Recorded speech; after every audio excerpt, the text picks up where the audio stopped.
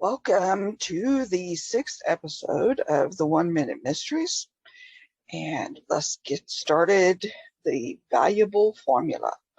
I had just stepped behind that screen near the door to wash my hands when a man, gun in hand, entered the room and stood motionless for a few seconds, said Hyde. Apparently satisfied no one was here, he walked to the desk over there by the window.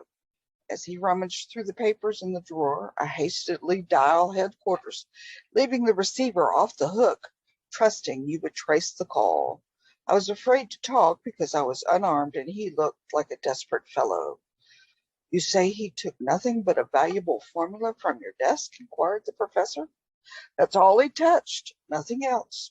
Rather careless to leave such an important paper lying about like that, wasn't it?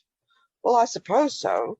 Though it was only a copy, I sold the original to Smith's yesterday for $20,000, and I intended to destroy the duplicate tonight. Would that formula be valuable to anyone else? Yes, it would be worth twice as much to Smith's competitors. Why didn't you sell it to them in the first place then?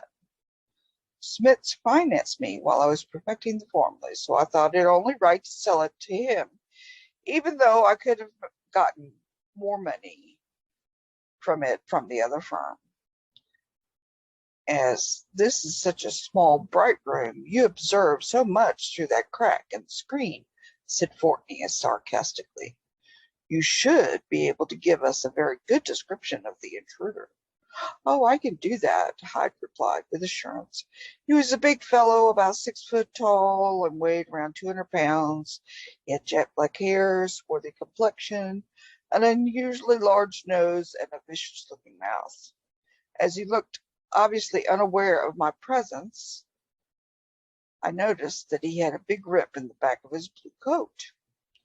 Well, Hyde, as part of your story is incredible, you can't expect me to believe any of it. All right, pause for effect. Wait a couple of seconds, think about it. Dun, dun, dun. And here is the answer. In a small room, the intruder would unquestionably have heard Hyde dialing headquarters, and therefore could not have been unaware of his presence. As Hyde had obviously lied about this, Fortney was convinced he had fabricated the entire story in order to sell his formula twice. See you next time.